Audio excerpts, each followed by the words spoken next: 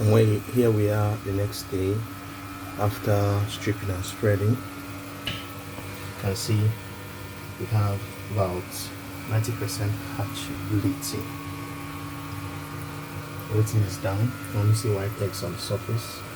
You can see the fishes on the bottom. They're just gathering around everywhere. The air pump is still running.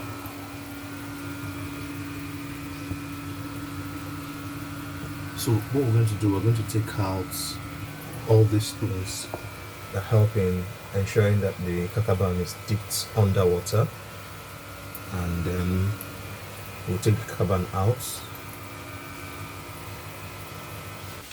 The net is out. You can see what is left on the net.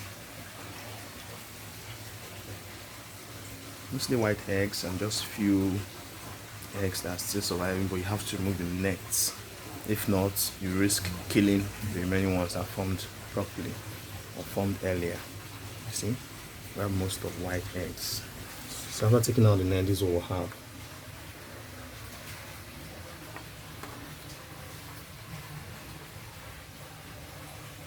You can see them everywhere.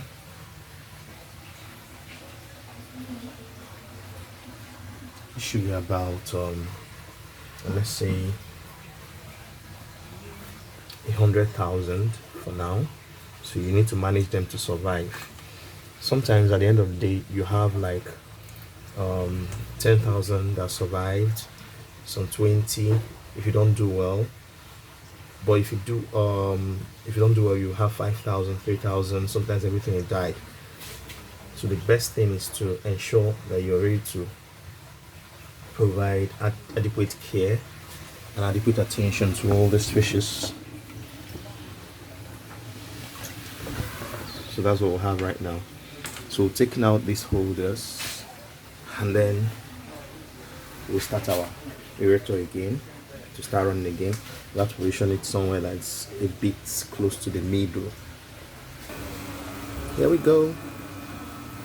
So the next thing we're going to do, we're going to introduce flow through.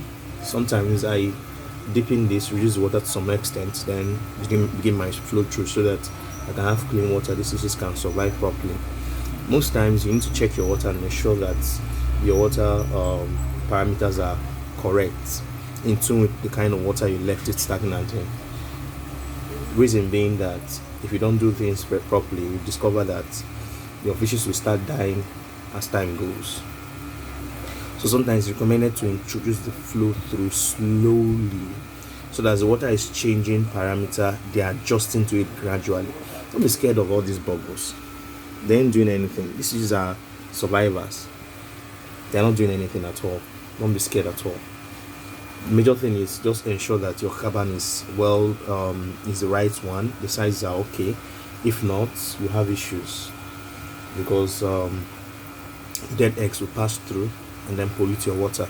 Your water becomes cloudier with time. But just ensure you are giving them fresh water when you start your flow through, and you are good to go. Like I'll show you the previous one I hatched. They are growing very, very fast. You can see these ones. These ones are just 2 weeks. They are 2 weeks.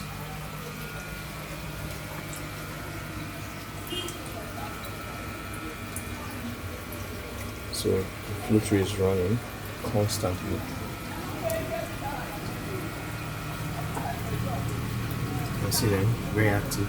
If you look close, you will start seeing some shooters. There are shooters in here already. So that's just it. So that's what you need to understand. With all these things, we're good to go. So we'll begin our flow through right now. Let's see. The air pump is running. The fishes are gathering. They are moving from corners to corners. And that is it about the hatching process. We've cleaned our net already. Whenever you remove your kakaban, ensure you clean it, because the eggs tend to be sticky. Don't just leave it and clean it later. Just clean it immediately. Be scared. This process is actually very easy. The management process has to be top notch to ensure that these fishes don't die out. So what I'm going to do, as you can see, I've not covered the net yet. because most of the fish I'm using that opportunity where they are still on the floor. They've not started coming up yet. So I'll begin to dry out some water.